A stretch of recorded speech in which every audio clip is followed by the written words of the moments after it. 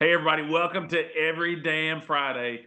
Today is an absolute treat because one of my music heroes. He'll go all shucks and all that, but Dallas Moore, a certified badass, a road worn troubadour, and an absolute lifer. I mean, he is the epitome of the, even though he's not from Texas, but like the Texas songwriter that I'm just gonna keep singing my songs until they put dirt on me. Dallas Moore, how you doing, buddy? Good, buddy. I Man, ain't from Texas, but I'm in Texas now. I'm coming to well, you from Honky Tonk Hacienda, and you're in San Antonio. oh, I love it. Man, it has been way too long, first of all. That's right, buddy. How's everything up in Kentucky? Life is good. If I was any better, I'd be twins. All right. Well, hey, so I'll start things off by saying, obviously I met you through Paul, Yeah. and if at that point in Jericho Woods, we were spinning our wheels a little bit. We really needed to get out and play some shows all over, and nobody would take our calls. We couldn't get any gigs anywhere, and old Uncle Dallas said, "You tell him I sent you." And you gave us a big long list of places to play, and we just kind of were off and running. Yeah, man. Jericho, we need to have a Jericho Woods and Uncle Dallas reunion show. It wouldn't hurt my feelings at all. But Uncle Pee can bring his new grandbaby down there. what about that, Papa? I love it. But man, really though, like that was such a big deal for us because you're so widely respected. We were just some ornery upstarts, without having a manager, without having a label, without any of that kind of stuff, you really need somebody to kind of stick their neck out for you, and you were that guy for us, above and beyond anybody else that we worked with. So, And I just loved you guys from as soon as we met. It felt like we've known each other, forever. Love you guys' songs and Jericho Woods, like my band and like most outfits, the lineups and stuff, evolved over time, and it was just from the moment I met you guys and heard those first songs. We did our first shows together and everything. It was just a natural fit. It felt like we know each other. It felt like old home night anytime we got yeah, together. it was. I didn't care if anybody was there. I was just glad that we were together. Yes, and we didn't. We usually end up like we do, at some point in the night, usually towards the end.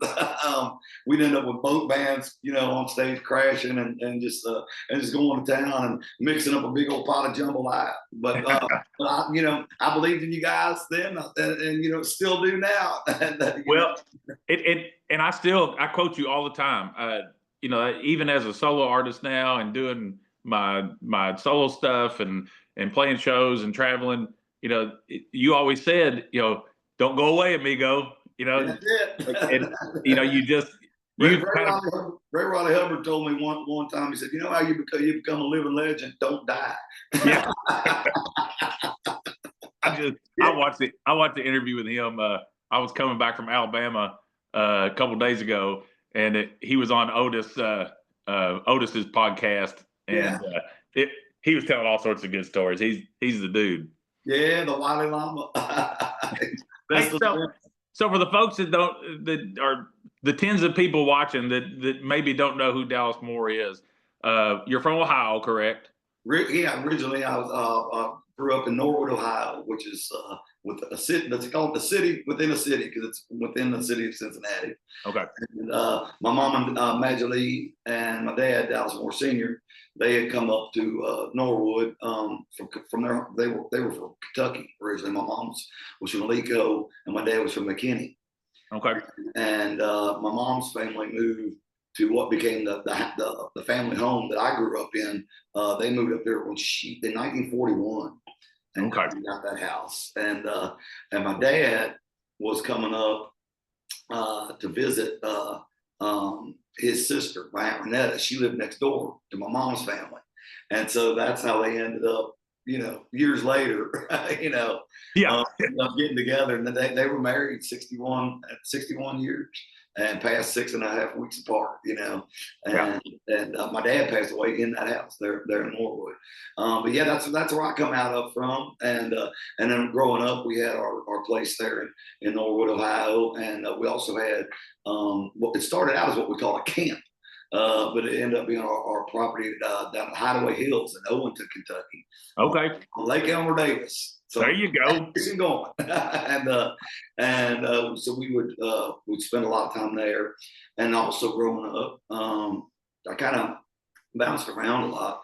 But my aunt and uncle, Jack and Jane Mars, they lived on James Island at Folly Beach, South Carolina, and I would go and spend time there every year for about 13 years. So had a lot of ties with there, and the whole thing with Texas, like even long before I played music, Texas was like this mythical place to where like all of my heroes musically and into movies and cowboys and everything like that. All the stuff came from. I think every American boy wanted to have a 6-shooter and a horse and a cowboy hat. I was that little kid. If I wasn't a cowboy, I was Elvis Presley. When I was little, and when I was little and going to school, you couldn't tell me any different. If whoever I was being that day, and I don't actually remember this story, but I was always told this story that when I was in preschool before kindergarten there, the lady was trying to get me to eat my lunch, and it was tuna salad. And back in those days, I wouldn't touch that stuff. Love it now, but when I was 4 or 5 years old, or however old, I guess I would have been like 4 years old then, because it was before kindergarten. And she told me, she said, "Well, honey, you can eat this tuna salad sandwich. Cowboys eat it." And I wore my cap pistols every day to school, which now you'd be. Yeah, hell no, you couldn't now. Actual cat pistol in there, everything we did in our childhood is illegal now. It's wrong, yeah. But anyways, evidently I drove the cat pistols up at 4 years old and said, "Not this cowboy." But so I always just had this fascination with Texas, since I was a little kid, growing up in Ohio, Kentucky, South Carolina, and everything. And what about as far as like how the music started? Because Paul always told me that you were like classically trained, and somehow you end up being an outlaw. Well, I got my first guitar. I see long before I even got the guitar or got into music. I played sports. I played baseball and football, and I boxed a little bit, And my mom and Major League got me my first guitar when I was 16 years old, and to keep me out of trouble. And it went straight to hell from there. I quit playing sports, and that's all I ever did. So I got that guitar when I was 16 years old, and I graduated high school from Norwood High School in Ohio when I was 17, a class of '88, and I went straight to Northern Kentucky University on a classical and jazz guitar scholarship. So I got the first guitar, which this is my mom Lee's guitar, by the way. And Love it. We'll get into that later on. But I got my very first guitar that she got me. It was a K. Okay, yeah. K electric guitar. Kind of like a Sears special. Yeah, and it had one humbucker in it. And did it have the case with the speaker in it? No, it didn't. It had a homemade. She bought it from my mom. Was a hairdresser. She owned her own beauty salon, and it was Noel was his name, and the lady's name was Oni. And my mom cut their hair, did their hair, and Noel was a guitar picker, and he had the K, and he had built the amp, and so it was a homemade amp, and she got the guitar and amp for $50, which might have been $5,000 to us back then. No kidding. And so that was my first guitar when I was 16, and I just took to it right off the bat, and I learned my first 3 chords, and started writing songs and playing the songs of the music that I liked, which was already, Waylon Jennings, Willie Nelson, Leonard Skinner, Alvin Rose, and stuff like that. That was the music that I listened to, like, you know, as a kid, along with like Elvis Presley. And there was my mom. She had this Victrola. I don't know if you can see it in the camera, but this old Victrola is right here behind me. I inherited when she passed, but she had this huge collection of old '78 records, and she had all of the Hank Williams '78s, and Bill Monroe, and Jimmy Martin, and Lefty Frizzell. But she also had stuff. Jimmy Martin. Yeah. And she had all of those on '78, but she also had stuff like Frank Sinatra and Dean Martin and a lot of classical music. I remember she would play like the William Tell Overture by Tchaikovsky, and I thought that was the greatest thing in the world because it was the theme to the Lone Ranger. Yeah. And as a little kid, I was like, "Oh wow, my mom's got the theme to the Lone Ranger on her Victrola," you know. He wants me to be a cowboy. Yes, so I always liked all kinds of different music, and being a kid there, you know, in the '80s, I was playing the guitar, and they had a little music program at my high school, and that's how I ended up getting the scholarship to go to Northern Kentucky University to keep studying guitar and music theory.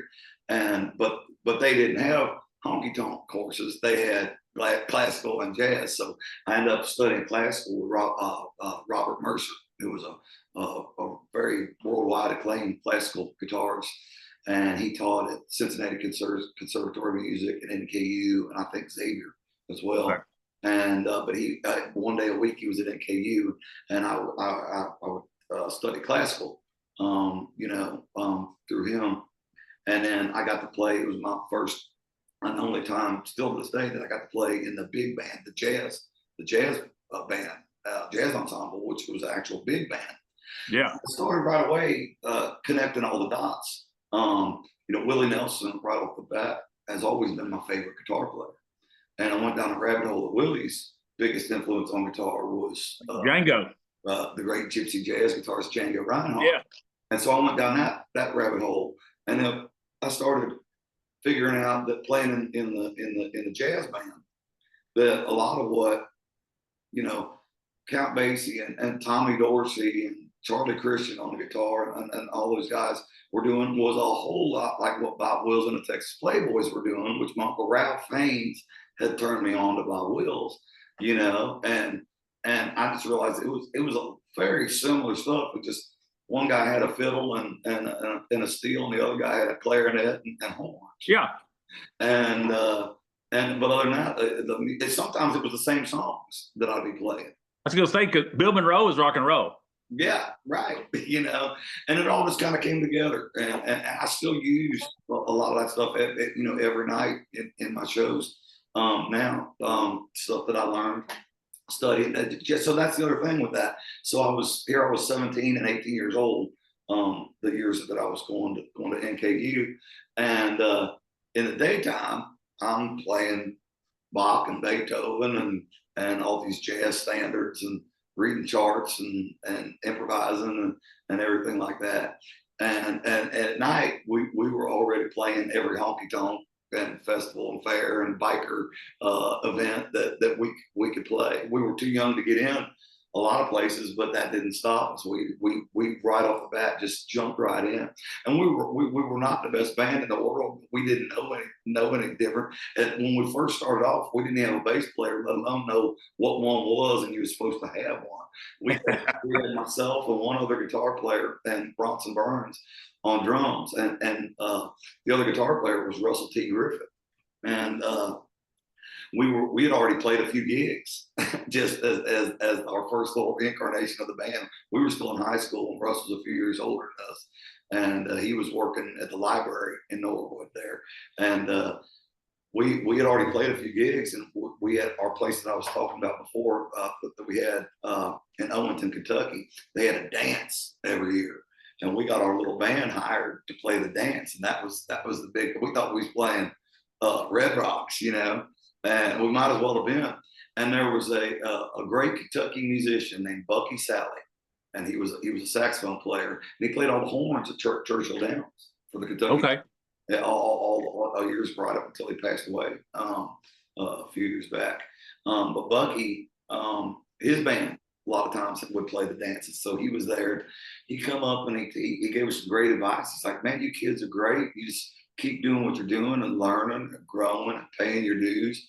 But you need to get a bass player because we had 2 guitars and drums, you know, which we were ahead of our time. You know, now that's a thing. You know, Yeah. Ray Wiley's doing just fine doing that. You know. Yes, he is. Him and Lucas are out there killing it. But at the time, we was like, "What's a bass player?" We didn't know what one was, how long we were supposed to have one. He explained it to us, and me and Russell was trying to decide, well, who was going to play, you know, guitar or bass.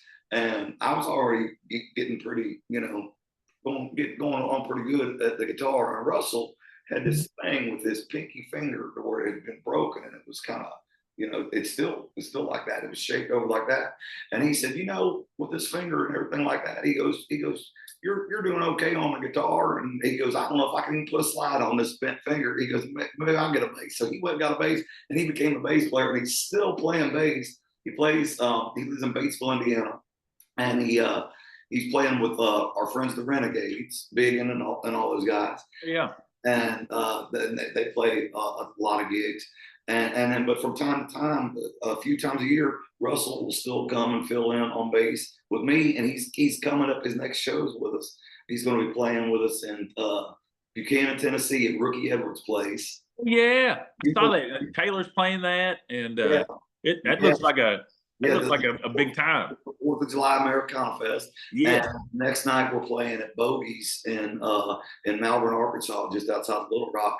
And Russell's playing bass with us on this. So that will be. So what? How long ago was it that you all started then? So then that would have been 1987. Okay, so 30. Lots of years. 1987. Oh yeah, 40. Yeah, almost 40 years. Yeah, 40 some years ago. I'm 45, so. Yeah, so we started out, you know, that's how it kind of came to that, and that's well. So from there, when do you go, Mom, Dad? I'm gonna go out on the road and I'm gonna do this thing. It happened. That happened immediately. My mom, Major she was a musician. She had been on the Midwestern Hayride back in the 1950s, and she had recorded at Herzog Studios in Cincinnati. So she knew what was up. Yeah, but she had. I still have her 78s. She had a couple hit records. Her group was called the Buckeye Bells, and they were a little trio, kind of like they sounded kind of like the Andrews Sisters, stuff like that. And their big hit was a song called "Down by the Riverside," and they did that 3-part, you know, girl harmony. It was killer, man. But after my dad came home from the Korean War, and you know, right when Mom was kind of, you know, her music stuff was kind of taking off. Things were very different in the early 50s. You know, Dad came home from the Korean War and was like, well, you know, you're not going out here. It's time to stop that foolishness. And so Mom opened her beauty salon, and which she had, and she worked at, you know, all the way up until she passed, you know. And even when she sold it to her best friend, she still worked 2 or 3 days a week. Weren't taking her chair away from her. Yeah. She was still she was the honky tonk hairdresser, you know. Okay. But she had quit playing music then for several years. She got back into music after she got me my guitar, and I started playing. I took it up, and then she took up playing mountain dulcimer.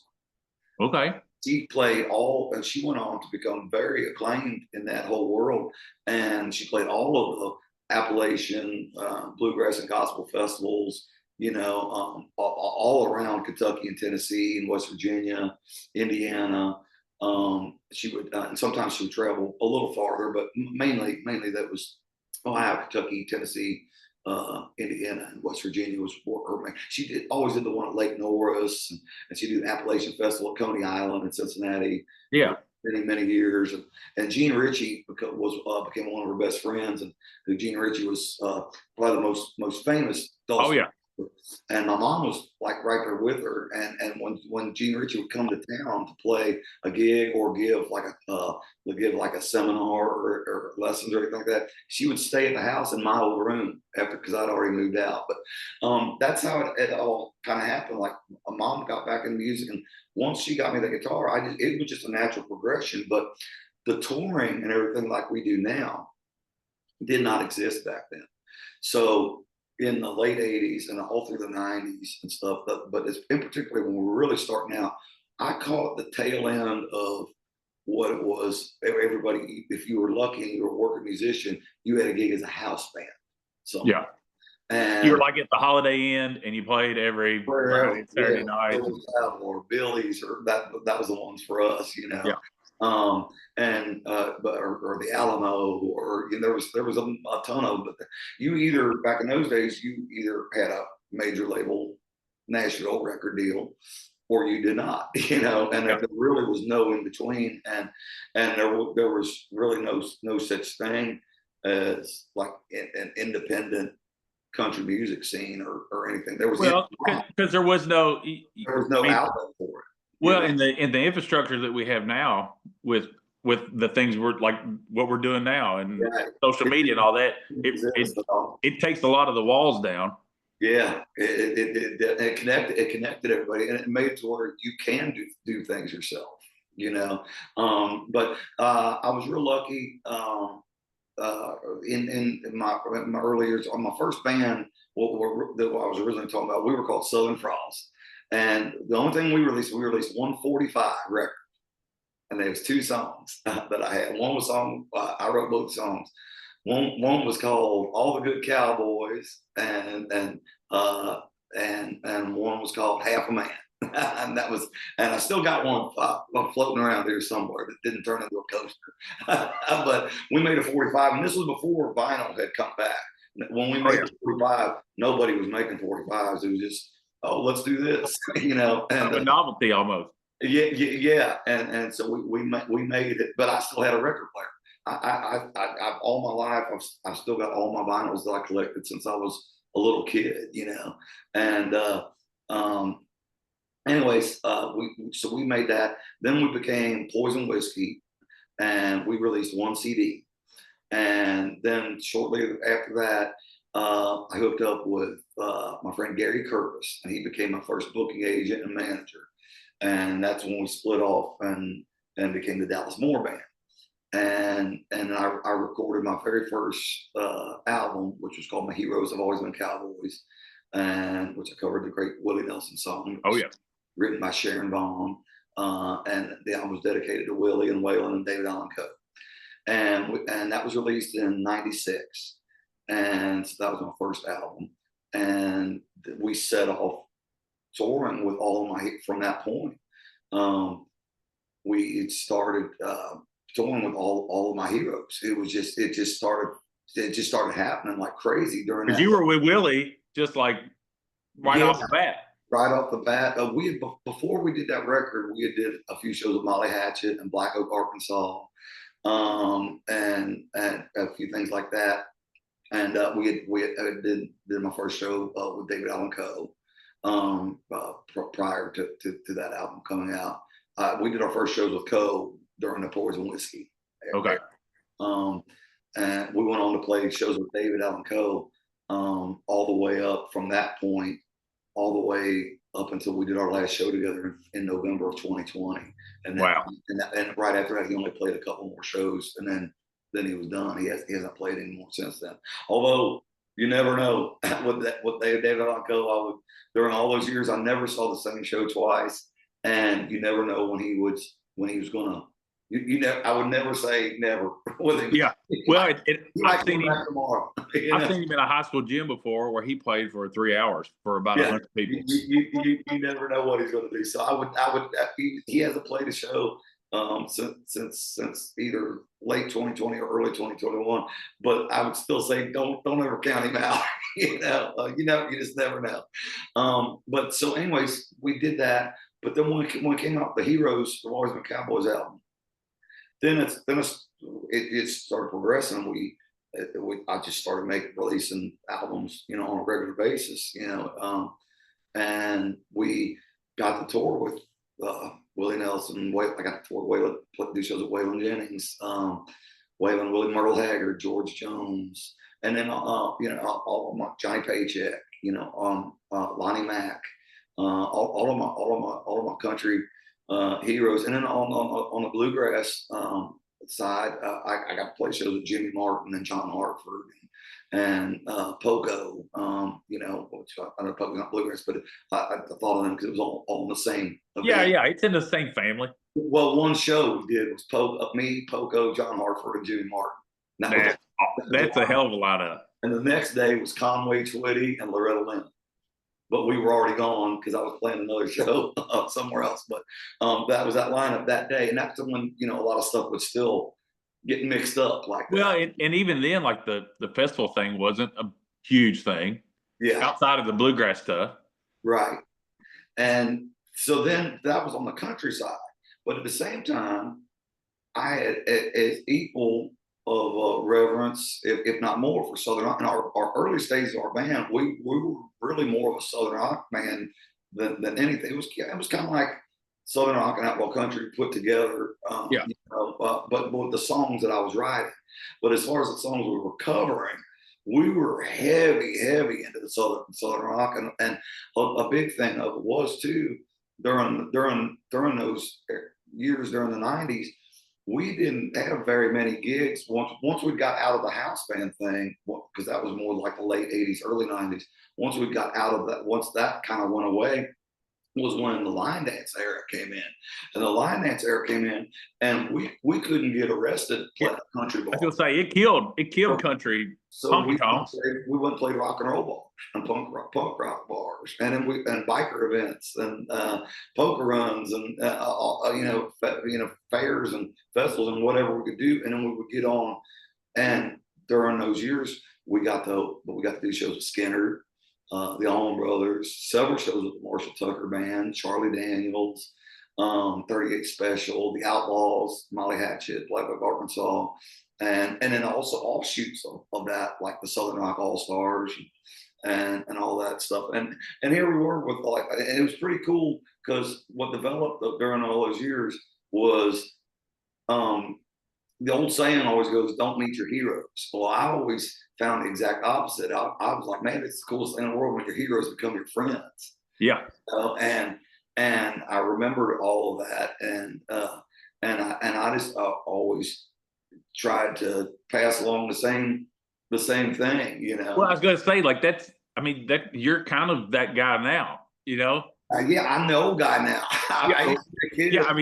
Because I'm old and you're older than me. I was always the oldest guy, the youngest guy, kid in the band, and everybody was always hanging out with folks older than me. And now I'm the old guy. Now was Chucky with you through all that? Chucky was with me. We met when we got together to make the my hero first album. My Hero Is Always McCall. Okay. So that we would have met in I guess '95 when we started when we got together to record that album. So you all were together like 25 years then. So it was actually 27. Okay. When he passed, we had known each other for 27 years, and when we got together, he came in. Reverend Bob was working at Second Street Entertainment, and he was booking shows and stuff, and working with Gary Curvis there, and Gary put me together with Bob to put a band together to cut a CD on, and Bob produced the first CD, and then you were stuck with him. And so Bob and Chuck and Reverend Royce, Steve Holmes was our original drummer, and they had been a band together called Brothers by Choice with Steve Kennedy, but the band had broke up and they were all doing separate things. But he basically got that band back together to be my band on the making of that record, and we recorded that record with Brian DeBruler from Soul Records before it was Soul Records. It was Brian's original studio, which eventually caught fire. The organ that was in there, a wire got bad in it, and it burned to the ground. But this was a few years after we made that record. But it was a crazy thing how all these dots connected, and here years later would come back full circle. Yeah, because you record with Soul Records exclusively now, right? Yeah, yeah, and Brian's my partner. He's the president and owner of Soul Records, but I'm the other partner in it, and that's our record label. And he has his studio there in Brighton, Indiana, and we have other different artists that we sign and release their records. All of our distribution is through Sony Orchard, and so we're all set up with our infrastructure and have been for years. And do you find like, because that was kind of an outlaw thing to do too, to go, you know what, we're just gonna that whole punk ethos of let's make our own records, we'll print the sleeves, we'll mail them out. We've been doing that the whole time. I was offered back in those days. I was offered 3 Nashville major label deals, and thank God I turned them down. Because I had some very close friends that also were offered for the same deals, and they took them, and they were horrible record deals, and they cause you to go bankrupt and break up your band and break up your family and everything. And I decided way back then, for better or worse, I was going to build my own house, and so I just kept doing that, and and I never went backwards all these years. Sometimes it was a little baby step, years at a time, but I always did everything on my own, whatever I was wanting to do at the time that I could afford to do. That's what we did. Speaking of family, how is Miss Jenna and Victory these days? Oh, they're doing great. They're right here with us. We're at our honky tonk hacienda in San Antonio, Texas, and they're doing just great. How old is Victory now? She is 7.5. She'll be 8 years old on June 14th coming up. Good Lord. Oh, it's neat to watch. Of course, I still follow everybody on Instagram, and her golfing and then playing guitar with her headphones on, and she's really getting very advanced on piano. Okay. She's been playing piano how long now? 2 years, 3 years. Yeah, a year and a half, coming up on 2 years playing piano, and she's actually playing full pieces now, and she's sight reading the music way better. She'll be like Billy. She'll be out on tour with you. Yeah. And then she's been playing guitar a little bit, but her Uncle Rodney just recently gave her her first Stratocaster, and so she's playing a little Stratocaster now. We did a show with Lita Ford last year. At the Eclipse Fest in Bandera. Okay, yeah. And Lita had seen her out on stage singing with us, and she came out and she came over and met her. And at the time, Victor was playing one of those little Loog guitars, and Lita takes her Hammer Explorer off, which is like 3 times the size of Victory, and she puts it on Victory, and she took Victory's little Loog guitar, and then she says, "Yeah, baby, rock and roll," and then she autographed her guitar, to Victory from Aunt Lita, and that's awesome. So it was really cool. I think some of her favorites is she loves Dolly Parton, and she loves Joan Jett, and Uncle Jack Shit gave her one of Joan Jett's backstage passes, and she still really it. And but now she's got her own Stratocaster, her own amp, and she likes to make. She's just making a little crunchy dance. So she'll hit her power chords, and so she's learning that, and she's still playing golf and tennis and dance. She does ballet, jazz, and tap dancing, and she's writing songs. Good Lord. And it's always great when sometimes she'll come out and sing with us. She's gonna take the damn world over. I know. I'm hoping she'll let the old man open up for her here. Well, tell me a little bit about this new thing you got going on with the radio program. Okay, yeah. So this is something that came about last year. Um, my buddy Oogie, who's real good friends with Paul as well. Yeah. I'm not sure if you're familiar with him or not, but our buddy Oogie, he's had the True Grit Roots Radio Network for several years, and he was always one of our biggest supporters. They're out of Austin, Texas, and he was always playing our music. And but they had a lot of different shows and stuff within the network. Um, a lot of blues stuff, but it's all had to be roots. They Right. don't like all over the place. Like for instance, like you can turn into Sirius XM and you'll get everything from outlaw country to heavy metal to rap to the Jimmy Bubba channel to sports and comedy and everything. They weren't that, they were not that broad, but it was a pretty big network, but all roots based music on this network. And he got with, we became friends over a few years, and I started playing some events for him and everything. And I even played his wedding party when him and his wife Sherry renewed their vows last year. And so our friendship had grown. And right about that time, they were looking into expanding the True Grit Roots Radio Network into engaging signature channels.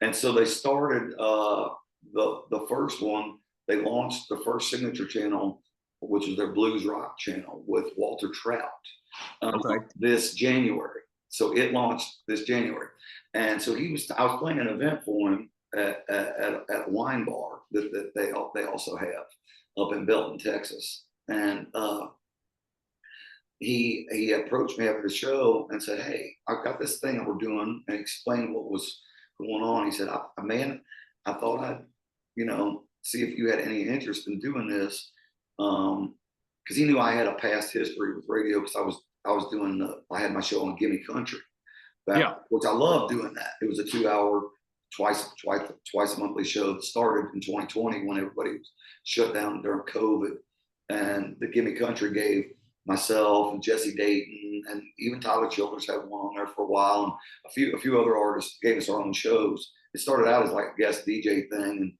and then a few of us ended up getting such a good response. They gave us our own show, and Yeah. I loved it, because it gave me a whole platform to play my heroes, champions, and friends, and Yeah. so he knew my background with that.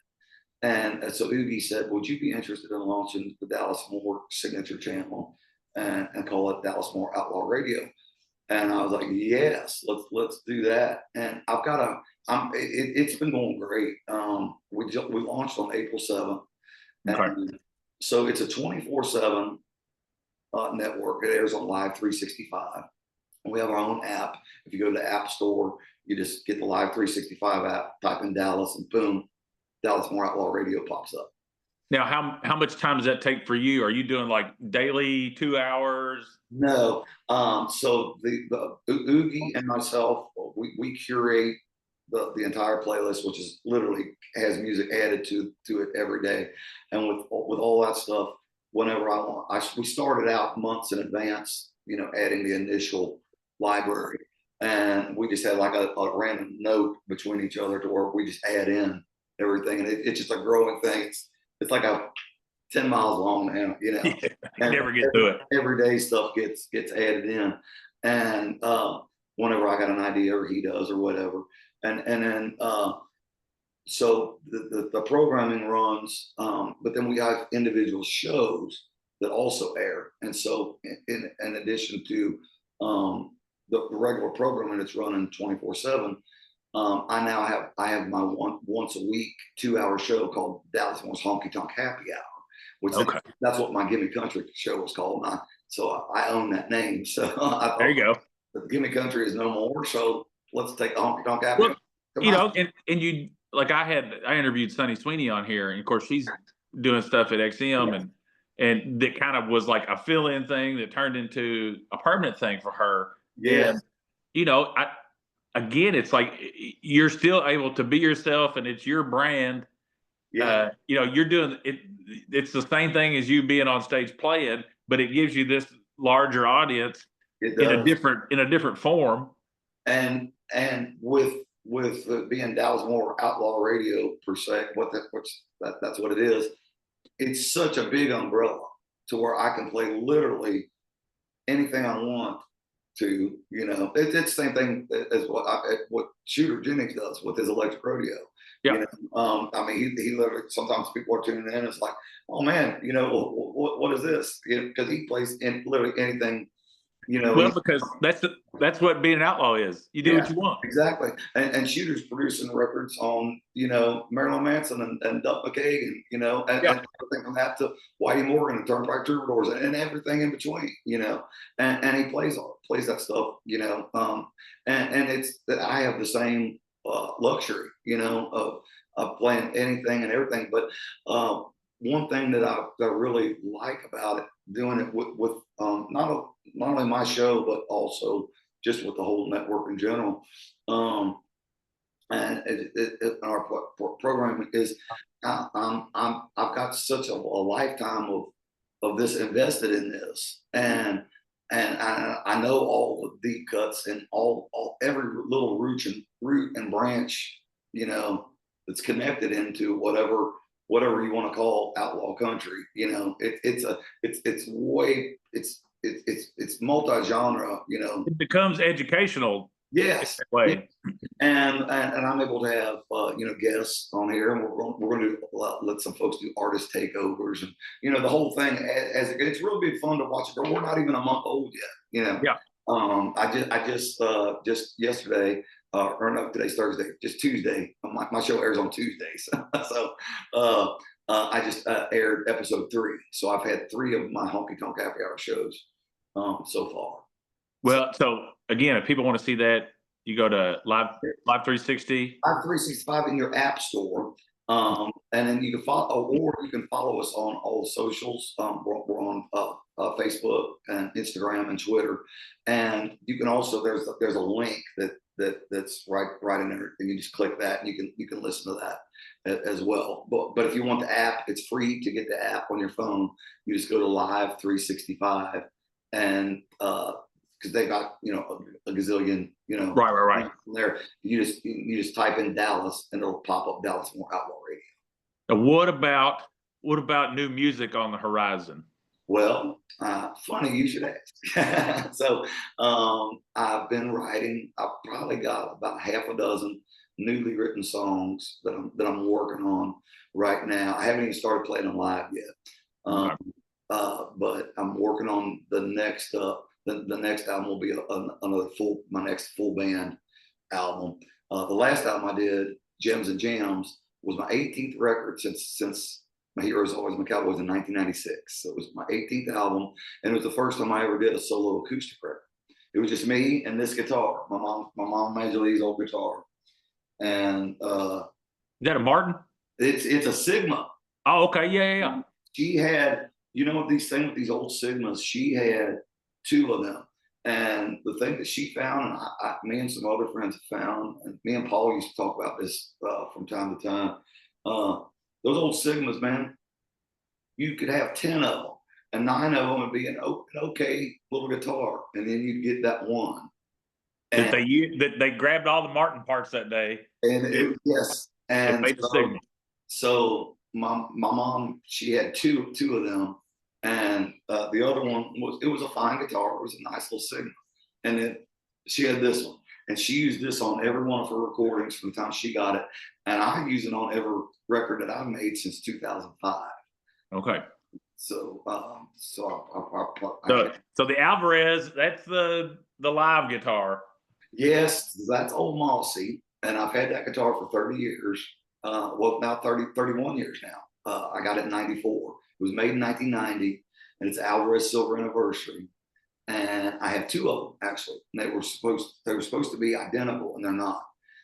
2 different tuners, different pickups. Even the labeling where it says the Alvarez Silver Anniversary on Old Mossy, it's right here on number 2. It's in the back. Everything's totally different except for the shape and the body. They play different, sound different, look different, and everything. But they only made 1,000 of them, and I got 2. So which brings me to the other guitar that a lot of folks have seen me play here recently. Last July, right before my birthday, Victory was finishing up her piano lesson, and she was going to get a new piano book because she had finished her first book. And I was sitting in the music store and playing this. They had a brand new Epiphone J200. Okay. Electric, mint condition with the case in the used section for $375. And it was a black burst where it's like black and fades into the gray. And I'm just sitting there playing it, thinking, I cannot believe somebody's got this here for $375. It was perfect, you know. And I'm just playing it, you know. And I'd always loved Chucky had a Gibson J200 jet black for years that he eventually sold, and it broke my heart when he sold it. But I've always loved those guitars, you know. But this was the Epiphone one that had the cutaway on it. Okay. And I'm sitting there playing it, $375 with the case. Well, here comes Victory around the corner, and Jenna and her Miss Ann, her piano teacher, and Victory goes, oh, "Mama, that guitar Daddy's playing looks like Elvis." And she loves Elvis Presley and Bob Ross, the painter. They're both rock stars. Yes. And she says, "Man, my birthday was getting ready to go." And she said, "Maybe we could get that for Daddy's birthday." And Jenna goes, "I know you don't need or want another guitar, you know, but Victor wants to get this for your birthday." I said, "Get it right now." Yeah, come on. I get it right now. Because, you know, so we got it, $375, walked out of it with the case and everything.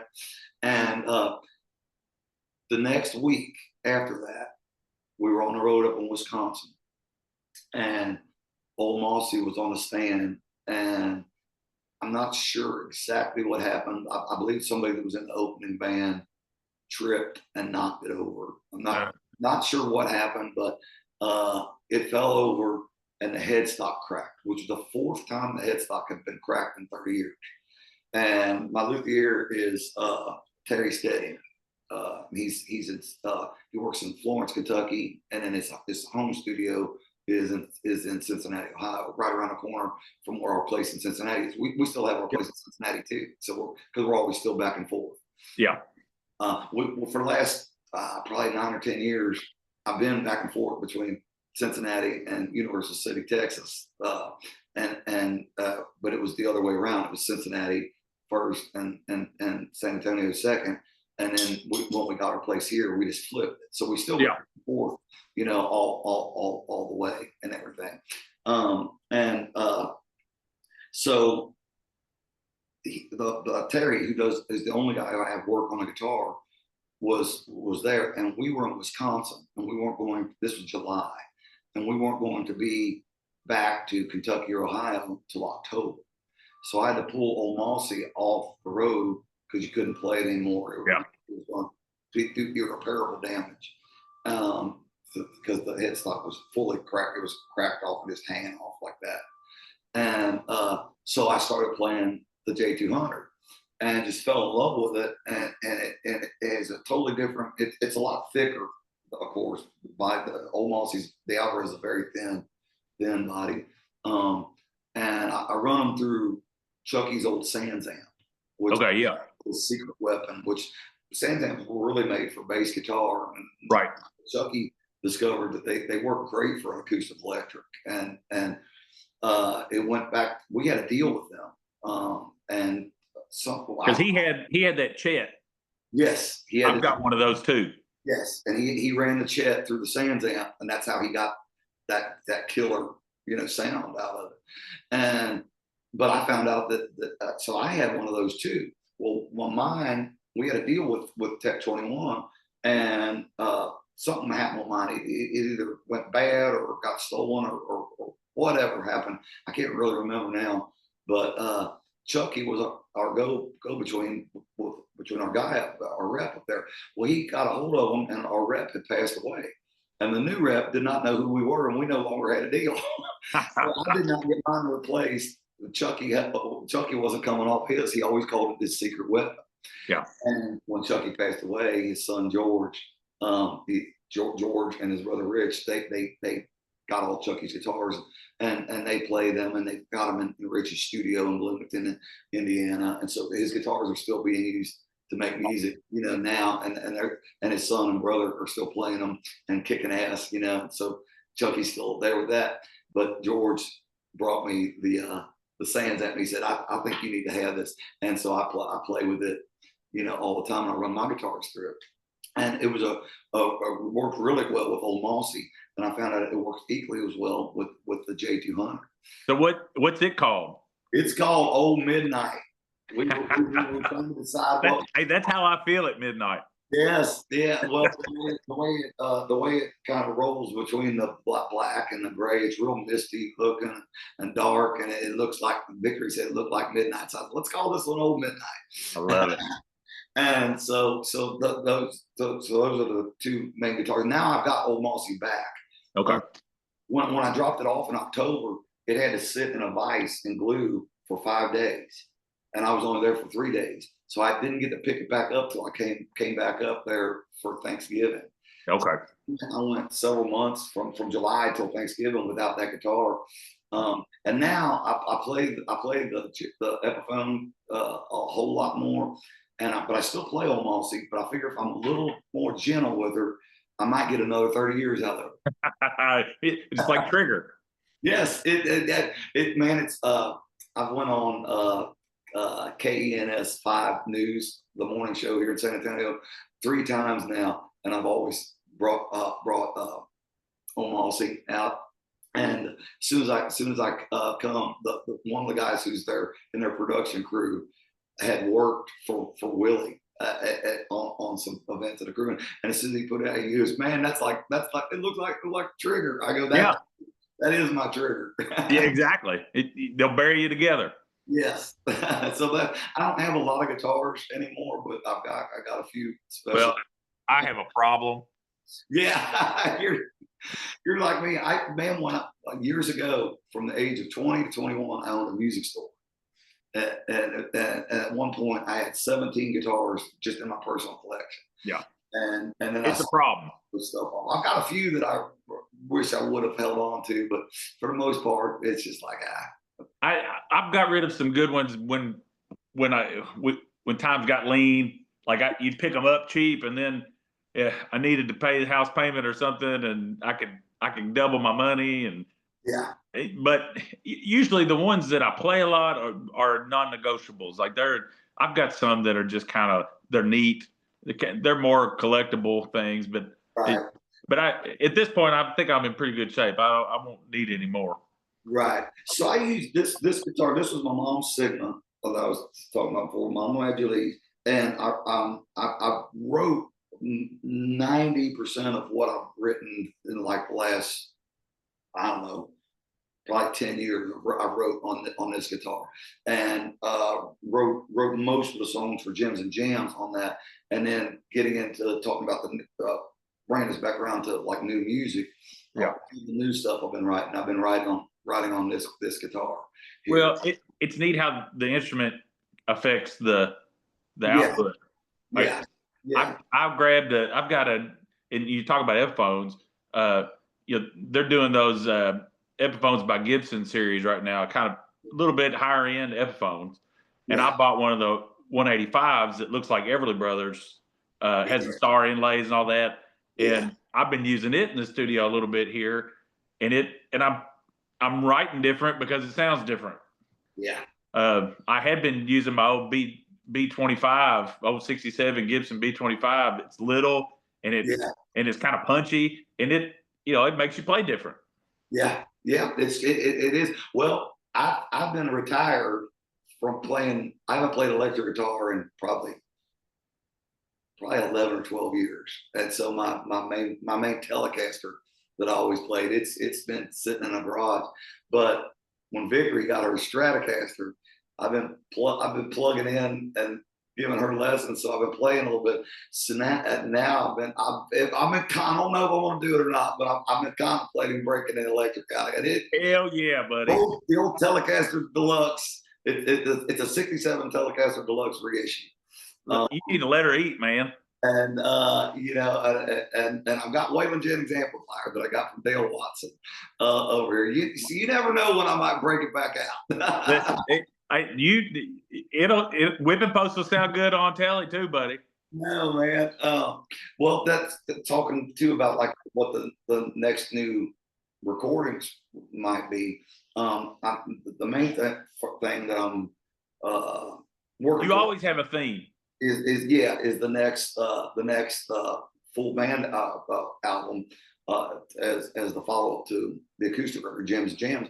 But I'll also I'm wanting to do another live album, which I've done a couple of them over the years.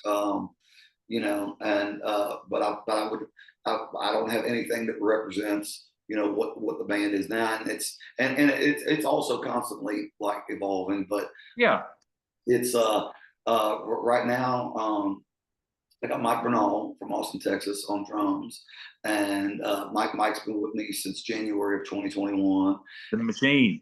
Yeah, he played for Dale Watson for I think 12 or 13 years, and he played with Gary P. Nunn, and he's just he was my favorite drummer, and you know, a honky tonk hero of mine before we ever, you know, got together and started playing,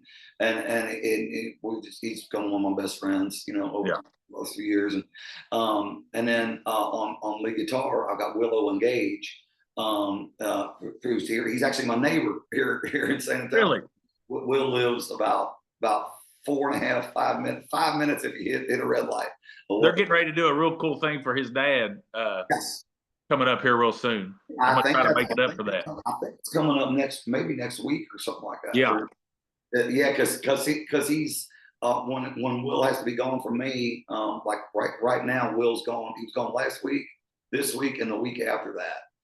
So there's a 3-week thing where he's going to be out of town, and one of the things is for his dad's deal. And his dad John, he comes out whenever we play Louisville at Merle's. He was there. The whole family was there last time we played, and it's always great to see him. But so I got Will on guitar, and when Will's not playing, like right now, these 3 weeks, I've got Jeremy Lynn Woodall, who played with Billy Joe Shaver for 20 years. After Eddie passed away, Jeremy played with Billy Joe until he died, and I was such a big Billy Joe fan. And I always did a lot of Billy Joe short songs anyway. But when we've got Jeremy playing with me, we go off on a tear, and go down the rabbit hole. And there's a whole Billy Joe portion to my show, which makes my show longer, which doesn't hurt our feelings at all. So he'll be with us this weekend in Arkansas. I'm playing here in Texas tonight, and then we're in Arkansas this weekend, and then we're back in Texas next week. We got a festival in Lukenbach, and for Thomas Michael Riley Fest coming up. That's a big thing. That'll be us and Gary P. Nunn and Thomas Michael Riley. I think it's their 18th year for that festival, and I think it's my 9th year, 8th or 9th. You know, and it is just like, I've got a couple friends in music, and you're one of them, that in those moments where I'm like, man, maybe it's time to just kind of hang this up, or nobody cares. Like, why am I making this new record? Nobody's going to listen to this. You know, I hear that echoing in my head. It's just like, you know, you're not doing it. You're not doing it for the other people. You're doing it for you, because it's in you, and you can't, and it has to come out. And I, you know, when I think of people like Billy Joe, and I think of people like Ray Wiley, and it's like you're that same cloth. You know, I think you're all made out of burlap, but it's like, you know, you're going to do it. You're going to do it until you die on stage. Yeah, that's well, that's because we're all still trying to catch Willie. Well, good luck. He's 92. What'd you say? You put out 17 records? 18. 18, and he's done how many? My 18th, and I'm hope if I can get the next full band album and a live album out, that'll get me to an even 20. And he's put out like 1,000. I think he's got a record dropping. I believe tomorrow. Yeah. And I think they said it was like his 75th or 77th. Yeah, it's crazy. Like but again, like it is a model for like you didn't do it just to say you played a show. Like you didn't do it just to say you played a certain city. You did it. Uh, you do it because you don't have a choice. It's kind of a disease, really. Yeah, yeah. It's not really a burden, but if you've never felt that, then you don't understand. Right, right. Well, it's also too. It's what I've done for a living, and it's how I provide for my family. And so I always the best advice I ever got was from Willie Nelson. He said, "Do it for the love, but never be above the money." Yeah, it's okay to get paid. Yeah, it's okay, and that's why I always say you got to roll the wheels to pay the bills. Yep. Well, it's true, because if I ain't rolling the wheels down the road and playing shows, I ain't paying a bill. Yep. So, but it's pretty cool to, they also say, if you do what you love, then you'll never work a day in your life. So, you'll never hear me bitching about going to work. Yeah. Dallas, man, this has been a thrill for me, and again, like you were one of those guys that was a champion for us early on. That I feel like it kind of gave us a badge that we could wear that made us feel like we were doing the right thing, and I'll always appreciate that. And I won't, not that anybody would ever say anything bad about Dallas Moore, but if they did, they'd be fighting words, and we'd have to go out into the gravel and talk about it. You show them raising hell and sling gravel. Hey, you see, I've got my Dallas Moore for President shirt on. Read this message. Yes, well, buddy, I'm so proud of you, and I think about you all the time, and Victory and Jenna, and it just tickles me that things are going so well, and that you're still out there doing the damn thing. Right on, buddy. Well, we're gonna keep on kicking that can a little further down the road. And hey, I'm still all for a Jericho Woods reunion show with old Uncle Dallas. The only thing is, you have to let me get up and jam, and you have to play "Stuck Here in Bowling Green" for me. We can do it. We can do it. Well, man, thank you so much for taking some time with me today. Sounds everybody, go follow Dallas Moore on all the socials. Go to Spotify, download his music. But if you really love him, get on his website and pay good money for the real thing, and put it on your record player at home. Guys, thank you so much for watching every damn Friday. Appreciate you. Adios, amigos. Adios, woogie boogie. Woogie boogie.